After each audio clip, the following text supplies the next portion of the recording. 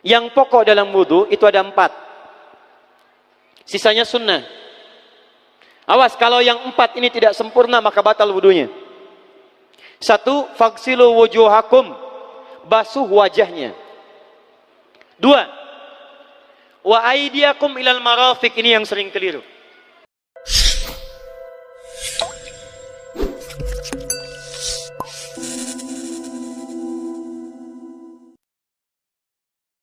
Kalau sholat kamu ingin sempurna, maka sempurnakan dulu wudunya. Awas, hati-hati bu ya, bu. Lihat baik-baik. Kata para ahli hadis, kenapa Nabi mengajarkan wudu dulu?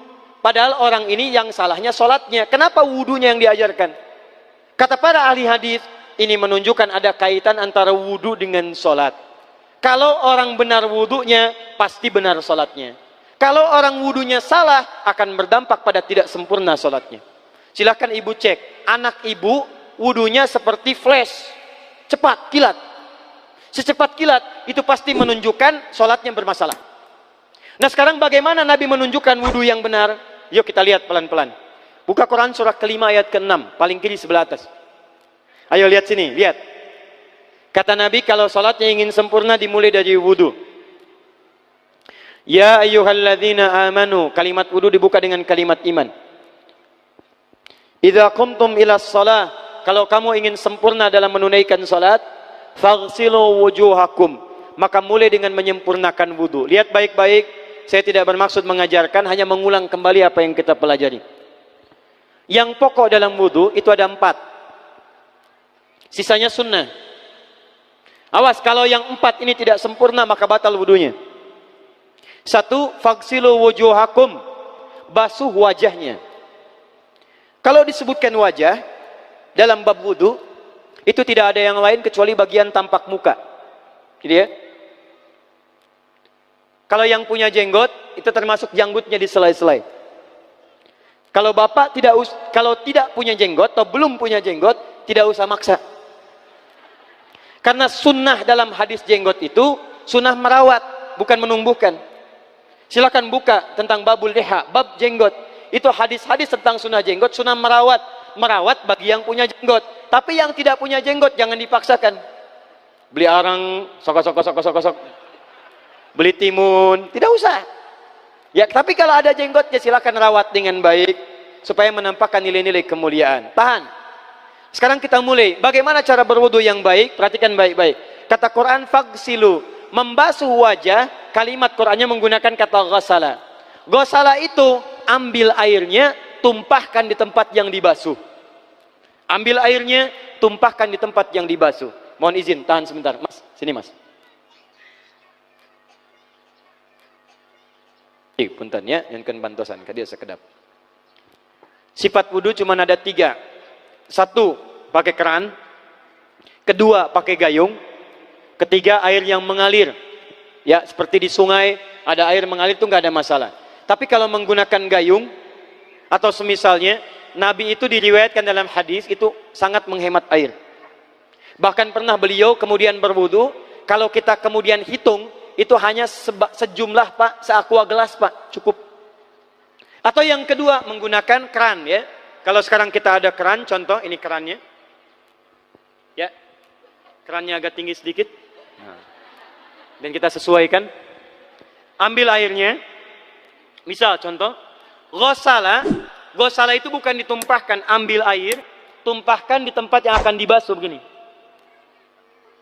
Yang telunjuk itu kemudian menghapus atau menghilangkan kotoran di sela-sela mata, contoh. Yang jempol menghilangkan kotoran di sela-sela telinga bagian belakang di sini. Ya. Kalau misalnya saya mulai ambil airnya, kemudian saya tumpahkan di sini, yang telunjuk membersihkan di jari-jari di sini, di sela-sela mata. Yang jempol kemudian membersihkan di sela-sela di bawah telinga sini. Kemudian di selesai. 1. Tahan sebentar ya, ini praktek dulu sebentar. 2. Wa aydiyakum ilal marafiq, ini yang sering keliru. Dan tangan sampai siku. Ingat, tangan bahasa Arabnya yadun. Tapi dalam ibadah itu selalu diberikan batas. Misal, ini kafun. Ini asabi'. Ini sampai sini rusghun. Sampai sini, Bapak Ibu sekalian, ini namanya mirfaq, jamannya marafiq. Sampai sini katif. Dari sini ke sini itu yad, tangan. Dalam bab salat, bab wudu, bab ibadah, tidak pernah Al-Quran dan hadis menyebutkan tangan kecuali diberikan batasnya. Contoh, kita saat akan takbir, Allahu Akbar. Lihat An-Nasai nomor hadis 886. Kata Nabi, fawada'a kaffahul yumna. Maka orang salat itu meletakkan telapak tangan yang kanannya alal yusra, di punggung yang kirinya. Jadi begitu takbir, Allahu Akbar, yang kanan meletakkan di punggung kiri. Apa batas meletakkannya? Cuman sampai 3. 1, yang telapak ke punggung begini, jadi boleh begini. Yang kedua, pergelangan ketemu pergelangan begini. Rusgun ala rusgin. Jadi begitu takbir, Allahu Akbar, ini boleh. Tapi nggak usah diukur Pak ya, jangan telat. Allah, pas cepat. Boleh nanti lebih sedikit ke sini. Yang tidak boleh, awas, ini dilarang dalam hadis. Yang tidak boleh kata Nabi, jangan engkau bersedekap seperti orang sombong. Kata para ulama bagaimana? Ketika tangannya bertemu dengan mirfaknya begini. Nah, ini awas, sedekap yang dilarang, hati-hati. Kadang-kadang ada orang menes ke puncak subuh-subuh, sholatnya begini. Ya, awas nih. Cuman 3, kalau tidak begini, begini, atau begini. Dan saat mengangkat itu cepat Pak. Hadisnya cepat. Fawado'a. Fa itu di ilmu nahu harfu atfin rabitin baina syai'aini bila hudud. Huruf yang menyambungkan dua peristiwa tanpa jeda, cepat. Jadi antara mengangkat dengan meletakkan, langsung angkat Allahu Akbar. Tidak ada gerakan lain. Maaf, saya tidak bermaksud menyalahkan. Saya alhamdulillah ada koleksi 1235 kitab hadis. Saya mencari gerakan dari ngangkat ke meletakkan begini, tidak menemukan gerakan lain. Karena itu jangankan hadis-hadis yang sahih, di kitab hadis palsu pun pemalsu hadis tidak tertarik memalsukan hadis ini. Saking jelas, jadi saat mengangkat langsung begini. Kenapa saya penting terangkan? Karena ada sebagian saudara-saudara kita merasa tidak enak, Ustadz, kalau saya takbir masa kiri duluan, sedangkan kiri kurang bagus, yang bagus kanan. Saya mah pengennya begini aja lah, begitu takbir kanan duluan baru tutup dengan kiri. Jadi begitu diangkat Allah, kanan masuk, kiri begini tutup. Kadang-kadang kaki naik dikit. Nah, itu maaf, saya tidak bermaksud menyalahkan, tapi saya belum menemukan hadisnya. Dan pemalsu hadis pun tidak tertarik memalsukan hadis ini karena saking jelasnya, angkat tutup. Jelas ya? Nah, sekarang lihat sini.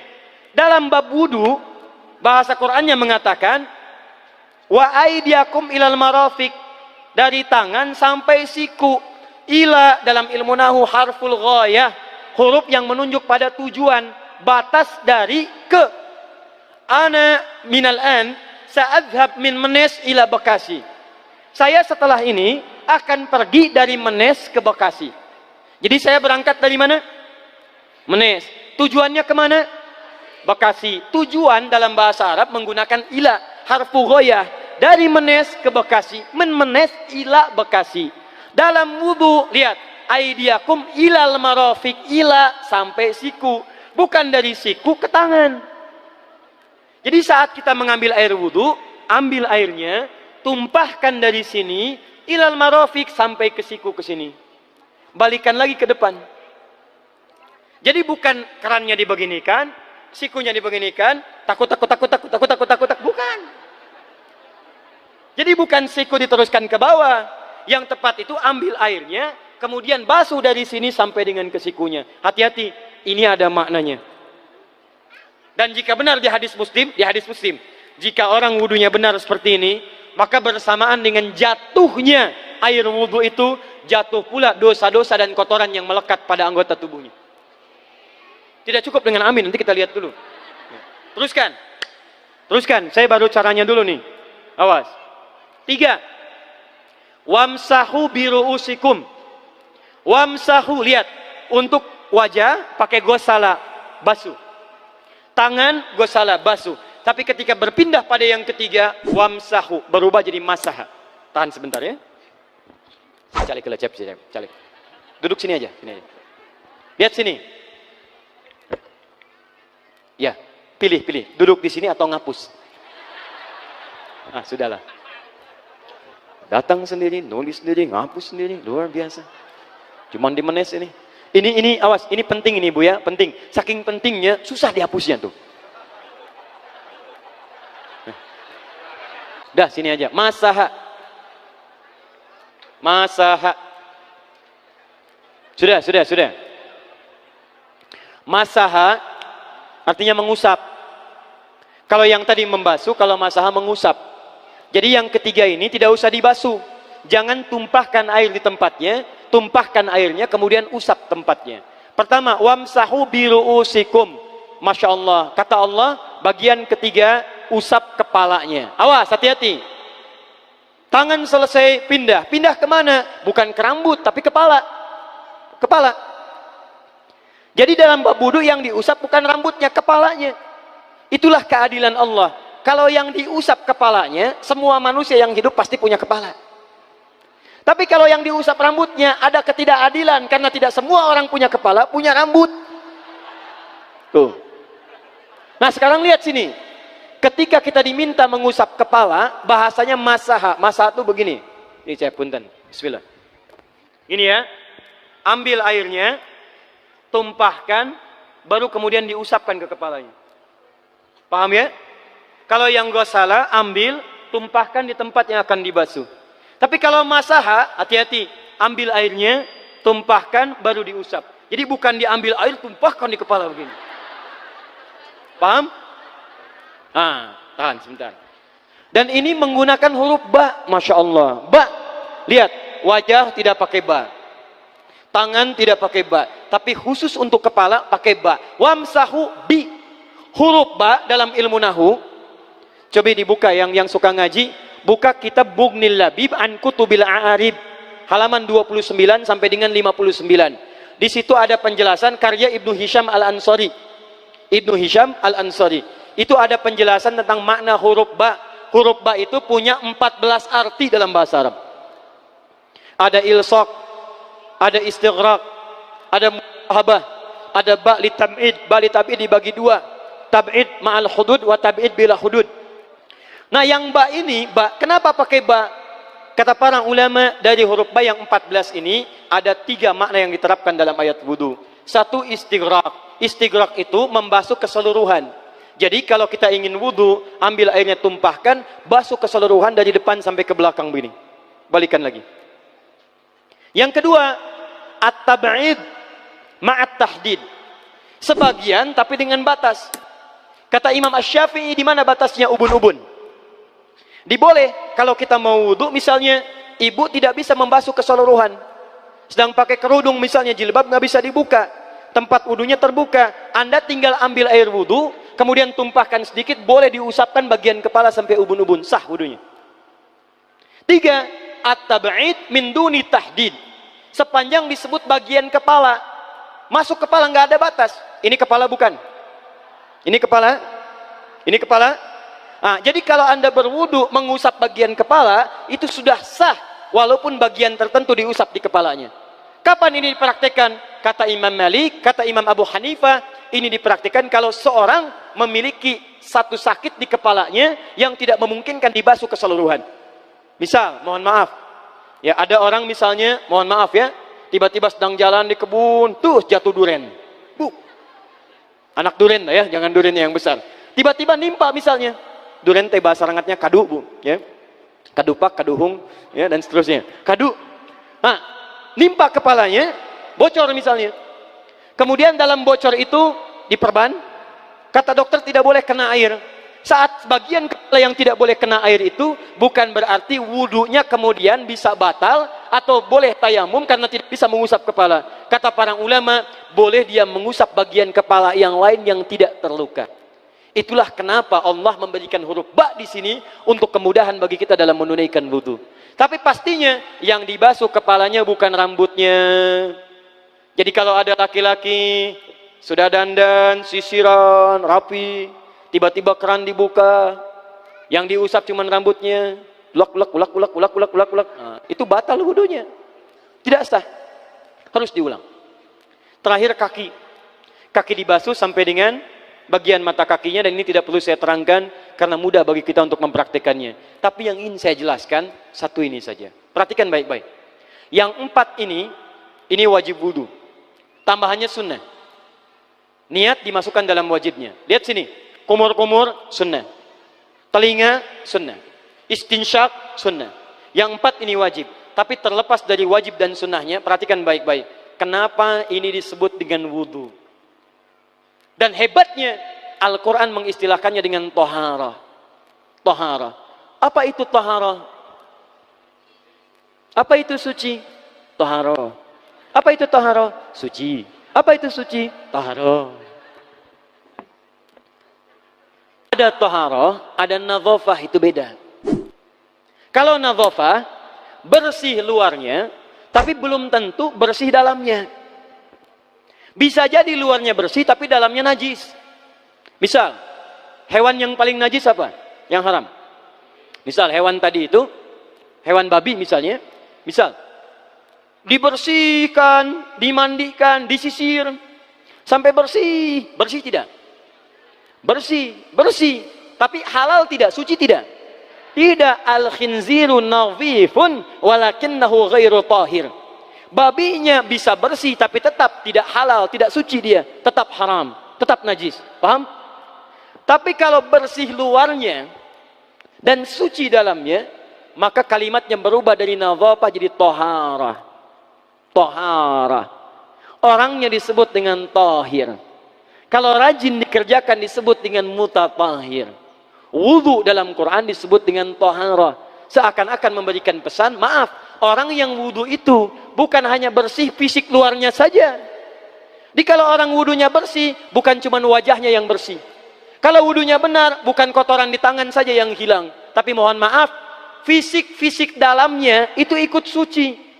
Fungsi tangannya jadi bersih, fungsi wajahnya jadi bagus, fungsi lisannya jadi bagus. Makanya kata Nabi, kalau orang benar wudunya bersamaan dengan air wudu yang menetes, maka tumpahlah kotoran-kotoran di bagian fisik-fisik tubuhnya. Jadi kalau kita benar wudunya kumur-kumur, kukumur, masukkan, keluarkan, bersamaan dengan keluarnya air itu, maka kotoran-kotoran di lisan pun ikut keluar. Tangan dibasuh, bersamaan dengan dibasuhnya tangan, fungsi tangan yang kotor-kotor itu ikut hilang. Hadis Muslim. Makanya orang yang setelah selesai wudu dia berdoa, apa wudunya? Apa doa wudunya? Asyhadu an la ilaha wa asyhadu anna Muhammadan Allahumma minat waj'alni minal, lihat sini, minal mutatahhirin, minat tawabin. Lihat. Bapak Ibu kan baru wudu, tapi kenapa doanya selesai tobat? Allahumma ja'alni minat tawabin. Ya Allah, jadikan saya termasuk orang tobat. Kita kan baru wudu, kenapa doanya baru selesai tobat? Sedangkan tobat itu mengakui kesalahan, menyesali kesalahan, dan berjanji meninggalkan yang salah, mengganti dengan yang baik-baik. Makanya kalau orang wudunya benar itu, begitu dia kumur-kumur, dia ingat kesalahan apa yang dikerjakan oleh lisan ini. Jadi begitu kemudian ditumpahkan airnya, hilang kotorannya. Maaf, yang suka mencela wudu, selesai wudu tidak akan mencela lagi karena tobat dari celaan. Makanya kalau wudu Anda benar, coba ingat-ingat, siapa korban dari lisan Anda yang tajam itu? Apakah ibu Anda yang pernah menangis karena lisan Anda? Apakah ayah Anda yang kecewa karena kalimat-kalimat Anda? Apakah tetangga Anda yang menjauhi Anda karena kata-kata kotor Anda? Kalau tiap hari Anda wudu, tapi kemudian lisan Anda masih kotor juga, ada yang salah, Anda cuma menghabiskan air untuk menghilangkan kotoran di lisan. Itu tanda pertama. Tangan basuh. Makanya orang yang wudunya benar, tangannya tidak akan berbuat yang kotor lagi sampai ke ujung kakinya. Karena itulah ibadah ini disebut dengan wudu, seakar dengan kata dau. Kata para ulama, mereka sebagian mengatakan dau artinya cahaya, dau artinya sinar, dau artinya al-husnu, baik budi pekerti. Kalau orang benar wudunya, bertambah sinar di tangannya, sinar di wajahnya, sinar di lisannya. Apa sinar itu? Di dunia sinar-sinar amaliyah kebaikan, sifat-sifat baik, di akhirat pancaran-pancaran kemuliaan. Satud'a ummati yaumal qiyamati ghurral muhajjalin. Akan dipanggil umatku di hari kiamat dengan banyak cahaya melekat di tubuhnya. Tangannya ada cahaya, matanya ada cahaya, wajahnya bercahaya, kakinya bercahaya. Cahaya apa itu? Kata Nabi, min atharil wudu, dari bekas wudunya. Jadi kalau kita benar wudunya, itu kita jadi orang baik. Ada cahaya kebaikan dalam diri kita. Itu yang disebut dengan tawabin. Makanya kalau bapak ibu tiap hari wudu, Allahumma ja'alni minat tawabin. Tapi mulut tidak tobat, tangan tidak tobat, kaki tidak tobat, ada yang salah dengan wudunya. Waj'alni minal mutatahhirin. Jadikan saya orang bersih dan suci. Jadi kalau selesai wudu, pakaian bersih, wajah bersih, tangan bersih. Ini pakaian bersih, pakai jas, pakai dasi, tapi tangan tidak bersih, korupsi juga, mencuri juga, menipu juga, ada yang salah dalam wudunya. Kalau kita bisa mengerjakan wudu ini dengan baik, maka naik status kita. Disebut sebagai, langsung oleh Al-Quran, disebut hamba yang dicintai oleh Allah Subhanahu wa ta'ala. Di Quran surah kedua Al-Baqarah ayat 222. Saya tutup. Lihat ayatnya. Di ujung ayatnya. Innallaha yuhibbut tawwabina wa yuhibbul mutatahhirin. Sungguh Allah akan sangat mencintai orang-orang yang tobat dan orang-orang yang terbiasa untuk bersuci. Kita selesai wudu mengatakan, Allahumma ja'alni minat tawabin waj'alni minal mutatahhirin. Dijawab oleh Allah, innallaha yuhibbut tawabin wa yuhibbul mutatahhirin. Karena itulah orang yang rajin wudu adalah orang-orang yang dicintai oleh Allah Subhanahu wa ta'ala. Jadi kalau bapak ibu, maaf ya, sekarang cek, kalau batal wudu, pengen wudu lagi. Tidak hanya saat sholat, sekarang batal wudu, ingin wudu. Batal wudu, ingin wudu. Itu tandanya bapak ibu sedang mendapatkan cinta dari Allah Subhanahu wa ta'ala. Tapi hakikat cintanya bukan pada wudunya, tapi berubahlah orang itu menjadi baik dan dekat dengan Allah Subhanahu wa ta'ala.